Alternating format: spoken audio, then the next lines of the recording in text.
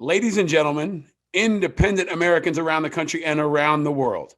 It doesn't let up. Every week is bizarre, insane, turbulent, important, dynamic.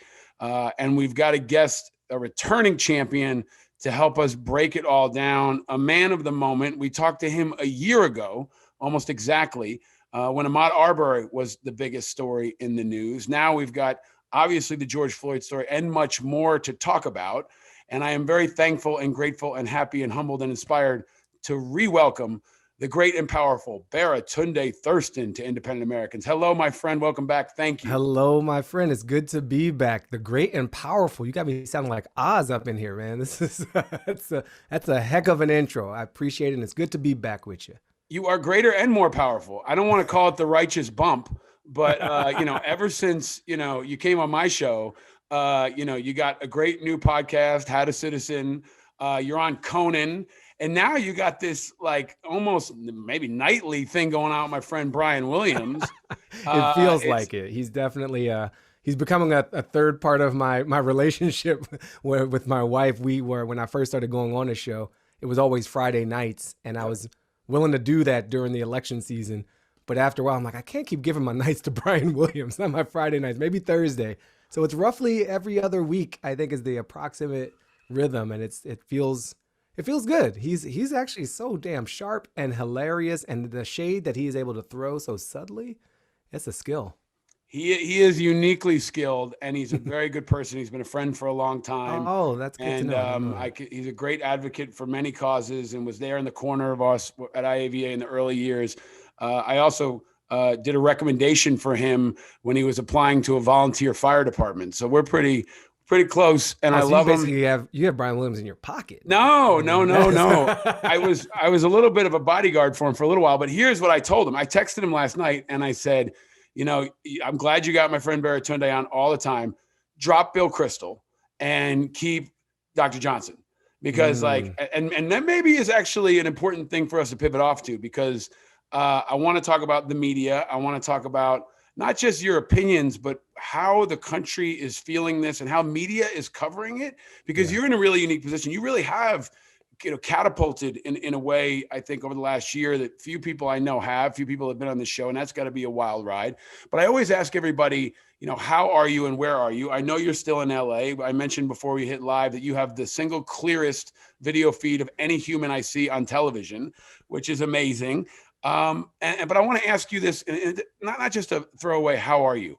How are you now in this moment, but also interpreting it for the whole country? Like, you're kind of this ambassador, and I hate to say it, I don't know how to say it, like, you're the guy from Planet Black. Come on in and explain it for all the white people, right? And like, that's weird, and it's got to be hard, and you've been like, you're nonstop in the media for the last, couple months. How are you, and what is that like? Yeah. Thank you, Paul. Thanks for having me back. Also, a year ago, this was Angry Americans, and you've made an evolution to Independent Americans, and I applaud that. Congratulations, and I like the new digs. The new branding fits you well. I am tired. I remain motivated. I feel like we have this window of slightly more open consciousness, and I want to do what I can to help use this moment that we have. I've found some resonance in my own voice. I've gotten much clearer, much deeper, much sharper, much more bold in what I'm willing to say and how I've learned to say it and like use my voice almost literally. And that feels like a calling that's coming to fruition. I also have moments where I just want to tap out, and just be like, okay, we're good, right? Like, we're good. And I kept thinking that there was a deadline. It's like, okay, the election day, well, that's not the deadline. We don't know the results. Okay, the Saturday after we found, then we're good. Okay, the new year. It's a new year. Why doesn't it feel any different than the last year? Because the actual physics and geography and geology and sociology do not care about our temporal references. All right, but Inauguration Day, that's going to be, what's the January 6th thing? It's still in the, okay, maybe it's Black History Month. Will it feel different this year? And then the Chauvin verdict, maybe that's going to, and it turns out like there is no finish line. There is a continual evolution, and I've had to learn and continue to learn to pace myself, Mm. and to find restoration along the way. Mm. But in this past year, you catch me at an enthusiastic and energized moment, but I'm feeling worked in a good way. And I feel like the work that I've been doing and a part of, and the work so many other people have been doing, I'm just like, yo, folks have been putting in work, and I really appreciate it. And it's nice to be a part of it. One of my good friends, Brendan Pfeiffer, always reminds me that pressure is a privilege. And I feel like that it's also a reflection of leadership. And what I've seen is, you're being called on to come into the arena more because you're such an important voice. I'm always interested in seeing how Brian or someone else introduces you, right? And they say activist, comedian, podcaster. You've become kind of something different. You've become kind of a public intellectual, right? Or a thought leader, however we want to frame it, right? To be able to go from, you're doing a show on PBS now, and then you pop over to Conan. You can go kind of uptown, downtown, everywhere in between, and help communicate for people in a way that I can actually relate to, because, covering the work that I did, it was like, okay, is it the end of this phase or the surge or Iraq or Afghanistan? And then it would be something else. It's always something else. But the country keeps calling on you because they need you to make sense of this shit. Right. Yeah. And also you have gotten better. And I got to tell you, like, I respect it because I've been in those chairs, obviously under different circumstances, but it's a hard thing to keep throwing your heart out there and to also walk into one fight while another one's happening in your ear, right? Like, you're covering the Chauvin trial and another shooting happens, and it requires a really dynamic skill set. And I admire it and I appreciate it. But I want to go back to where we started, because I think it's important. Like, there's some other change happening, right? Like, maybe Bill Kristol's gone now. Because, like, I think we've had enough of Bill Kristol. Like, he was wrong 15 years ago. He's even more wrong now. I don't know what the hell he's got to add about things like Chauvin and George Floyd and what's happening in this country. But I feel like there is a changing of the guard that is necessary, not just in Washington, but in media, right? Like, a couple months ago, it was you and Bill Kristol, okay, let's get the conservative and the liberal, the black guy, the white guy, the old guy, the young guy, whatever, ESPN type dynamic we want to throw out there. But last night it was you and Dr. Johnson, who I think is maybe the singularly most powerful voice I've heard in the last couple of days. And maybe it gets broken and it stays that way. Like, have you thought about that? You've got a show, your podcast is growing. Like, this is a changing of the guard that's overdue in the media too, maybe. I remember many years ago, I co-founded this political blog called Jack and Jill Politics. Yep. And it was had nothing to do with that organization, for those who might be familiar with it, which is kind of like coming of age social group for Black families that are largely living in white spaces and want to have a sense of Black community. But my co-founder and I, Cheryl Conti, we were trying to diversify the set of Black voices that were heard in media, and blogging was the way to do it. This is pre-Twitter, what Facebook has become now, which is, I guess, a democracy destabilizing advertising platform. And we put out different versions of Blackness. And then my book, How to Be Black, continued that tradition, more with just my voice in a slightly different tone, but the same spirit. And I feel like the moment that I just had with Dr. Jason Johnson, it was rare. Usually they tokenize everybody. Like you said, let's get a conservative and a liberal. Let's get a white person and a Black person. And you get this Brady Bunch spread of just one. You can never like have a dynamic or a range within. And I'd heard Dr. Johnson earlier in the day, right after the verdict, and he was expressing such a deep level of pessimism that I actually had to turn it off, because I was like, I wasn't ready to hear that, even though I understood where he was coming from. And many parts of me agreed with where he was coming from. I need to hear that message right there. I just need to be quiet, and I had to mute everybody. I heard this verdict. I need to sit with it. I need to shed a tear. I need to hug my wife. I needed to process the past nearly exactly a year. And sharing the screen with him was, I think, a beautiful moment. I hope for both of us, because we didn't say exactly the same thing. And yet I think we both honored what the other was bringing. He was bringing we were both bringing a fire. It was a different type of heat. But it was, I think, both necessary heat. And so I love that Brian, to his credit, kind of like just sat back and gave even more of the mic and let us go and extended past the break and let's keep going. And I always wish with those types of things there was more time. That media format isn't for it. This format that you and I are having is much actually better for it. Yeah. Or live interactive things like a Clubhouse or something. You can really keep it moving. But I took from that, he expressed a part of my heart that is hurting and is pessimistic about, will we really break this cycle of dehumanization, of extraordinary racism, of commitment to violently discarding our fellow Americans of a certain hue, and balancing that with the part of me, which he did not seem to have in him at that time, of needing to maintain hope. And not as for me, it's not just because I wanna, right? It's partly because I have to.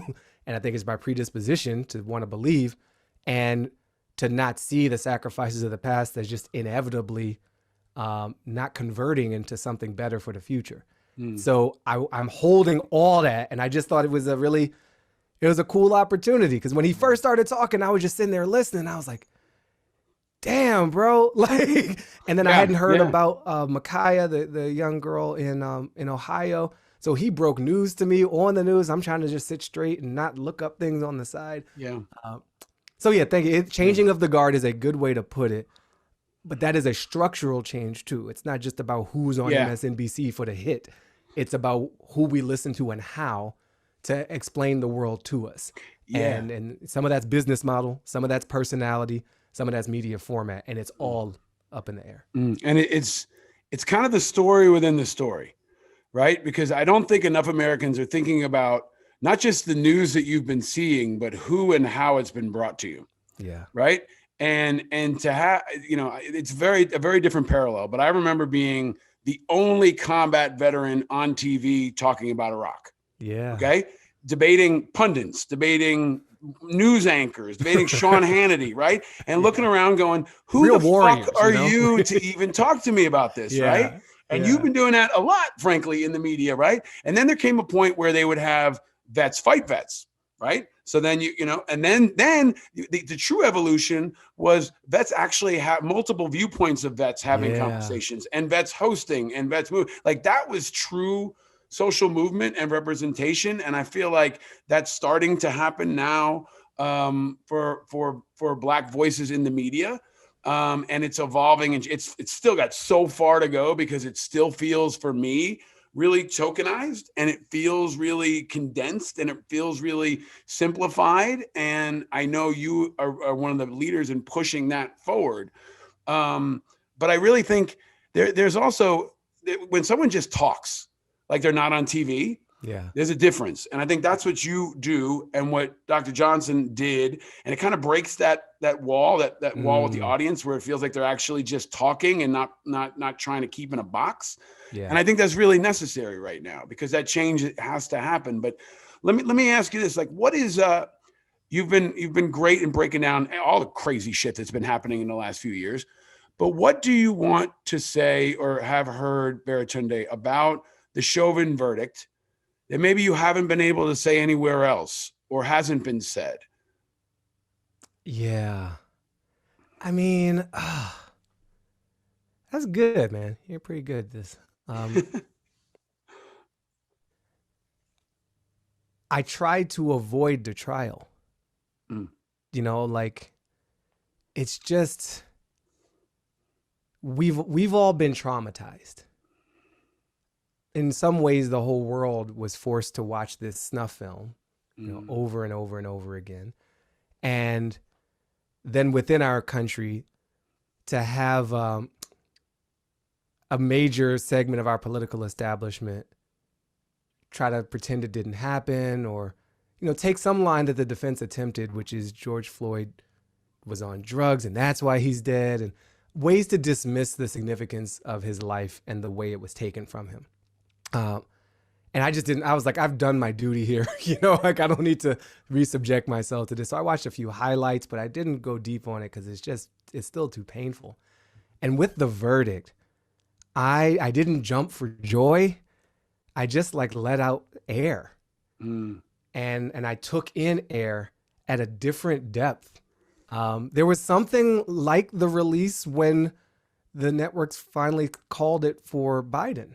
And it was just like, I think we've been carrying this weight. And because of the powerful symbol, so many people put so much weight on George Floyd, metaphorically. Derek Chauvin did it literally, but the world was like, they turned Derek Chauvin killing him into him doing something. It was the George Floyd incident. It was George Floyd's movement. It was the George Floyd protest. And it's like, man, this poor guy didn't ask for any of this. I think he just wanted to buy some stuff from a convenience store and get on with his life. So I guess what I haven't expressed is appreciation for the involuntary service of George Floyd, exhaustion still, and sort of recognition of the size of the weight that we all have been carrying, because he has stood in for so many failures that predate and postdate him, and will continue, and I've had to temper. I want to celebrate. I want to feel super great. I don't feel super great. I just feel a bit of relief. We're gonna have more, and Rodney King is. It's not like we went from Rodney King to George Floyd, like there are countless, almost literally, and forgotten names in between there, who were the ones that were gonna change it all. Yeah, Amadou Diallo. That's the name. Yeah. For now. Yeah. Unless we dig deeper. Sorry, go ahead. No, you go. You picked up on it. You called it a snuff film. Yeah. And I think that this is a conversation we need to have, because for a long time we didn't have film. And then if we did, there was a debate about whether or not to show it. And these are going to seem like reach parallels, but when you think about the American media, especially, I think it's important. They didn't used to show beheading videos. Remember the early days of Iraq, Afghanistan, ISIS, right? And there's something else they never showed, which was dead American soldiers. Right. They intentionally, there was a secret compact or an unspoken truth. You don't show dead American soldiers. You can show a million dead Al-Qaeda, you can show dead Iraqi kids, but you cannot show American dead soldiers, right? And when those images started to come out, when the coffins started to come out, the images of Dover, that became a tipping point in national consciousness. And I think I don't know what the parallel is, but it's there in that now we are talking about something that we really haven't seen, or they haven't let us see, or there hasn't been captured. But also we have to talk about what it means to see that, right? Like there's a family that watches Daniel Pearl get beheaded over and over again, right? To watch George Floyd's family has to watch that over and over. You're walking through an airport, or you're in a supermarket and maybe you see it. Like it's a very emotional thing and personal thing for some people, but I think there's also a media construct around it that is worth pulling apart. And when I thought about the case and the ruling, right? And I don't know if it's justice. I think it's some accountability. For me, there was something that jumped out was it felt like the first time most white people were rooting for him to be guilty. Yeah. And there was another piece, right, where it felt like it wasn't a win, but it was like breaking the streak on a dynasty, right? It was like, okay, you knocked out the Patriots or whoever the bad guy, but can you keep them out, right? Are they going to come back next year, do what they always do? And it feels like the streak is broken, and the work that's required now to keep that going is the hard stuff. So something that jumped out at me, Baratunde, was when Biden yesterday spoke and he let Kamala Harris go first. Right? That was big, symbolically, visually. What did you want to see that you didn't see? Like a lot of people fuck this up too. It becomes a Rorschach test. Like Pelosi's words were just out of touch, out of tune, wrong, whatever. Like some people got this wrong. What did you really want to see that maybe you didn't see? It could be in the media, politics, wherever, to show you that it won't just be a one-time thing, and that we can keep this change happening. Yeah. So first of all, I love this idea of white people actually rooting for this one for Derek Chauvin to be found guilty. That is rare, and people kind of retreat to their tribes, and we're programmed to. And I think Chauvin made being white, like that version of being white, really bad. Like he was bad for brand white. You know what I mean? Like cops were like, okay, come on, man. Like, really? If you're gonna do it, like, do it in an alley, make it fast. You know what I'm saying? Like, this is too drawn out. You had no possible cover story for that. Even, the Oscar Grant thing, even people pulling the wrong weapon, which is its own issue and of competence, basic training. This was not that. This is so deliberate. And so I heard John Legend say, it was irrefutable. Right? We just couldn't. So Chauvin gave white people a good reason to abandon that supremacist team, that simplified team that we just root for our side whenever someone charges us with something. What I would have loved to see, I think there were savvy reasons to make sure by the prosecution that this case was not an indictment of policing. This is not about the whole department. Like Arredondo, the chief, came out and says, he's not even one of us. But really, like, he's been one of y'all for a long time. And he had complaints against him for a long time. And he was absolutely one of you. In fact, the reason he behaved the way he did, and I'm projecting a little bit and speculating on his mindset, but seeing that video too many times, he had the ultimate swagger and casual swagger, which says, I can definitely do this. Like, he wasn't acting like someone doing something wrong that he thought was wrong, nor were his colleagues, none of whom stopped him. Yeah. So it is about policing. It is about the culture of this, the way we try to do public safety in this hyper limited fashion, where we overarm people, undertrain them, expect the world, and cover up all their mistakes most of the time.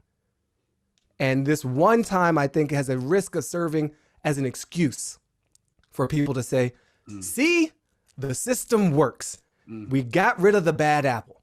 Now back to business as usual, which is still 1,000 people being killed by cops every year. Right. That number hasn't changed.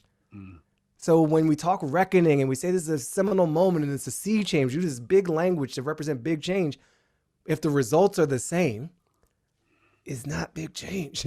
So I wanted to, it's a hard message to communicate because I don't want to be like, this doesn't matter. I'm not saying that. Yep. But I also don't want to be naive. Yeah. And I don't want to waste an opportunity to like, okay, let's dig even deeper. I think Biden has done great. I thought what Vice President Harris said and the fact that she had helped write this George Floyd criminal justice reform and policing bill, that was great for her to take the lead. I thought President Biden, the man's pretty good. Like, as someone who didn't vote for him in the primary, I'm like, I'm actually happy that this is our president. It feels nice to feel that. And the people, what I really appreciate most, not most, but significantly, is there's another fight happening. And it's about who is in the executive interpreting this Constitution on behalf of the people. Right. Who is upholding justice in the Department of Justice. Right. And he called out by name Vanita Gupta and Kristen Clark. And I went to college with Kristen Clark. She was the president of the Black Students Association when I was there. She's a few years older than me. And I see this Republican apparatus trying to destroy her, trying to twist her words, trying to make her out so that anything she does, if she is and when she is confirmed, will be discredited. The same way they tried with Obama, saying he hates all white people, like this man hated his own mama.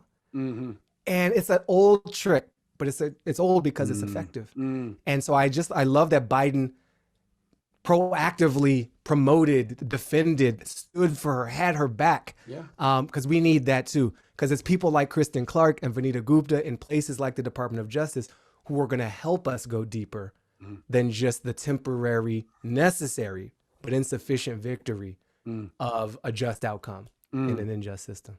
I think a year ago, I called the George Floyd murder, which is what I called it then and we'll call it now, had the potential to be the My Lai massacre of American policing. Like My Lai happened, it was documented, it was exposed. And then the question came, what happens to Lieutenant Calley?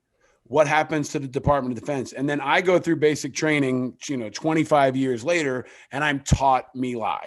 I'm taught, don't be Lieutenant Calley. Right now, that's the change we need to see now. Don't be Chauvin, right? Don't be that officer. Don't do what he did. And I think that if the cops and the systems and the policy and the national leadership can all ram that down, and that's what you got to do.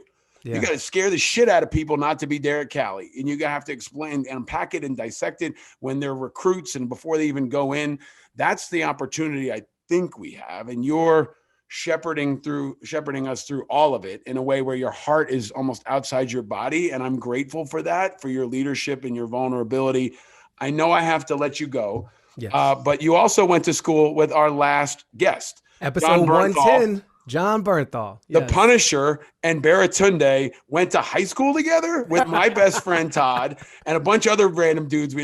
What do you want to say about the fact that you're following, your old classmate that is now, Lee Iacocca and the Punisher and all these other amazingly Bernthal-y things? I wanna hang out with John on a media platform. We'll get to do that. Maybe we'll do it here. Maybe we'll do it on his thing. Maybe we'll do it on my thing. But I love that he was on this show. John and I hadn't been very much in touch, except briefly. I auditioned for the Punisher series. Really? I did a screen test. It wasn't a full audition to be the corpsman. That is like his right man. Clearly, a better man got that job because I'm half that dude's size. It just wouldn't work the same. Also, not really an actor, but he was kind. He's like, "Oh, you should have told me you were going in for that. I could have helped you out a little bit." I have a lot of respect for John's unique position in the culture. I know John relatively well. We weren't the closest friends, but there was respect, and I respect how he's reflected on the own privilege of his past.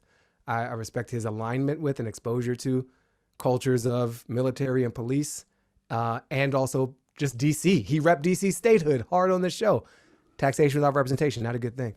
So I think what he's doing with his conversations around policing with people who've been on both sides of it in terms of gang membership and other types of gang membership in the gang of blue in law enforcement is productive and is helpful. And he can be one of the bridges that we need to help this communication happen. We need Dr. Jason Johnson. We need John Bernthal too. And I was really excited to see that you had him on the show. Your energy was great together.